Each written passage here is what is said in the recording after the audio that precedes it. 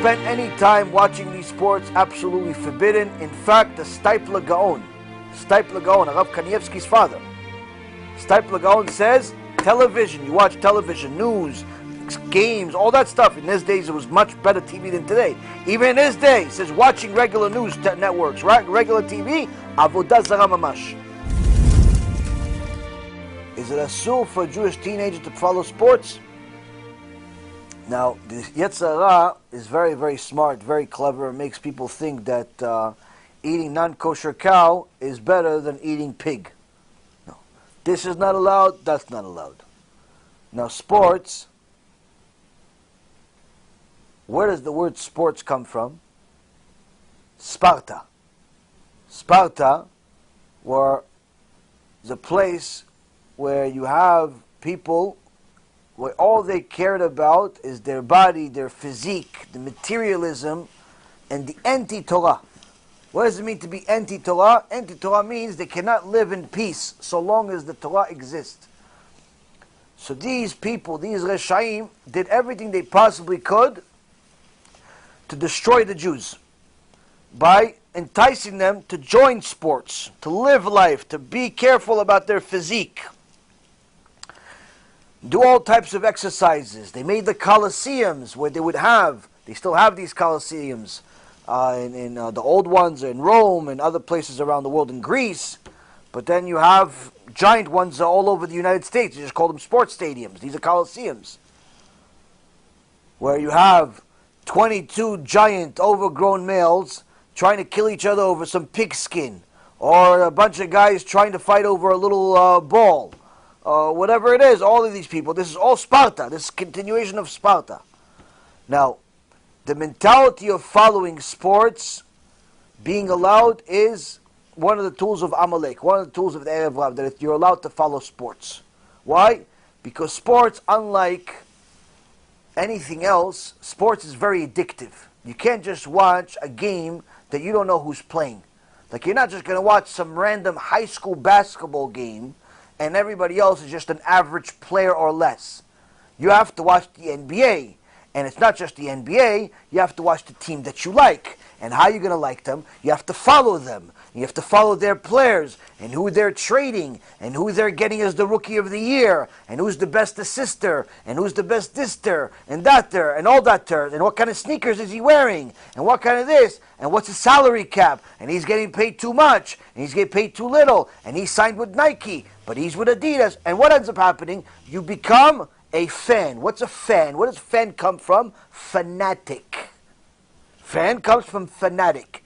That's what a fan is. Fanatic about sports. You know everything about these teams. So you're not just watching a 90-minute game. You're investing your life into it. Because in order to like the game, to like the teams, you have to know who's playing and why you like them. You don't just like him because he's 6'6" and jumps 40 inches into the air and he runs a 40 and a 3.9. No, you don't care about that. You care about different things. So that means you have to invest a lot of time into this.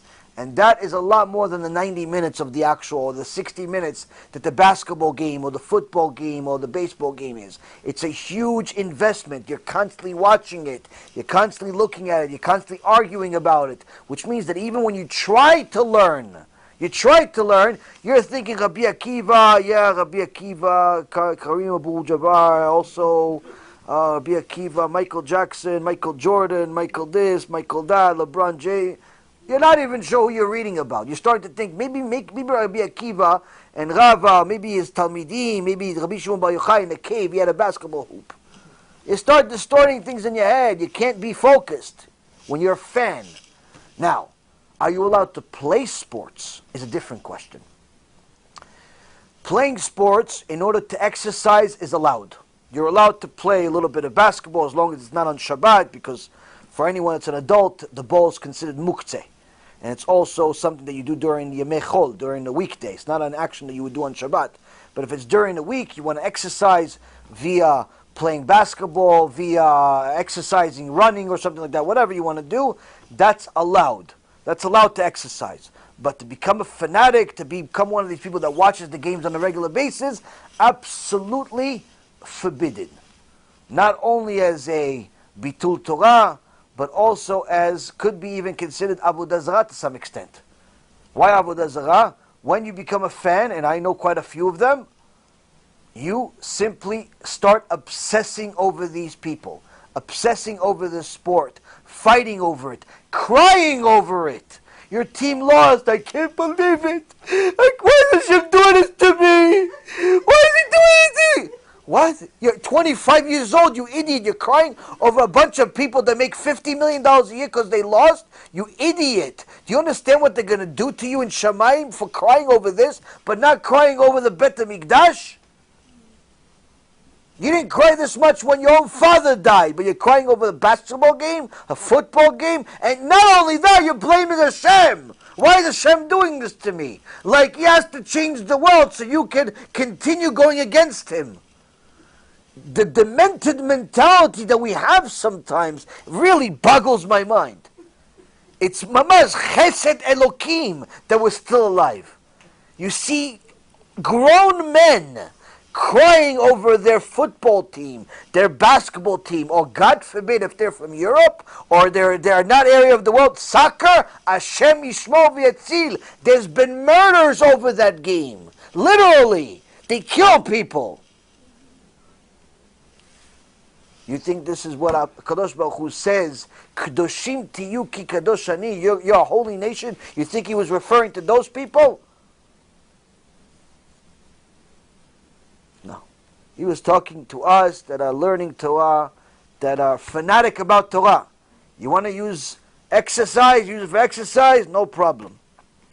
But to spend any time watching these sports, absolutely forbidden. In fact, the Steipler Ga'on, Rav Kanievsky's father, Steipler Ga'on says, television, you watch television, news, games, all that stuff. In his days, it was much better TV than today. Even in his day, he says, watching regular news networks, regular TV, avodah zarah mamash. He called watching television, you watching shows, you watch Netflix, you watch movies, regular basis, this is your life, you watch sports, avodah zarah mamash. Idol worshiper. Yeah, but he goes to shul, Rabbi. Okay, so there's a lot of people that idol worship go to shul. So, a person needs to understand, in order to become the Jew that he's supposed to become, in order for her to become the Jew that they're supposed to become, the most important thing is to not allow the tum'ah to enter your mind. Because if you allow the tum'ah to enter your mind and enter your heart, it doesn't matter how many tzvot you do, there's always going to be filth on them. You can get the best piece of meat in the world, but if there's filth on it, no one's going to eat it. Doesn't matter what the cow was. It can be a red cow from the Bet HaMikdash. There's filth on it, no one's going to eat it. Your neshama cannot get to its full potential if it has filth on it. And if you allow this filth to constantly hit your system every day for an hour, 2 hours, 3 hours every day, how are you expecting to arrive to Olam Haba? How? How exactly do you expect to learn Torah and understand anything?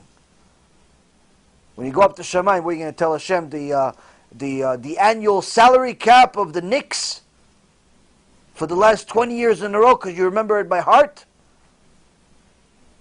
Or who was the best trade over the last 20 years in baseball? What are you going to tell them in Shamayim? In Shamayim, you go up there, you have to say 40 days and 40 nights of Shiur Torah. And some Chachamim say it's not 40 days. Wrong. It's 180 days. 180 days of Torah. No jokes. No jokes, no breaks, no bathroom, no food. 180 days straight of Torah. How are you going to have time to learn that much, to say that much, if you're spending your time watching sports? How? Never. Never going to be. And you'll also notice that most successful people in the world do not waste their time on this stuff. There are a few exceptions here and there, but generally speaking, that's only after they became really, really successful and they have nothing to do with their life, like this Mark Cuban that decided that he likes basketball and he bought a basketball team, so he goes to every game because he has nothing else to do with his life. But generally speaking, it's very rare. Successful people in life do not become fans of sports. They'll watch it randomly. They'll go once a year to some Super Bowl game or whatever it is, just for the show and to have something to do. But everyday fan, no chance in the world. Why?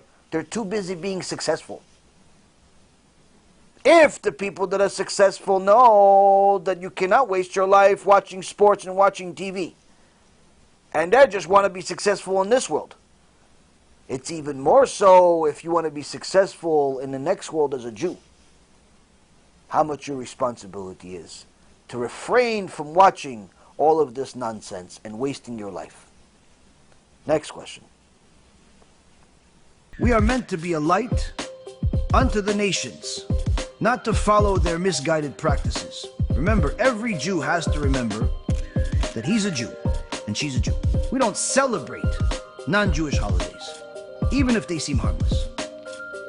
It's a zilzul, disrespect to the Torah, and could lead to chilul HaShem, desecration of God's name. Stick to our holy Torah and our own holidays. That's the path of a true Jew.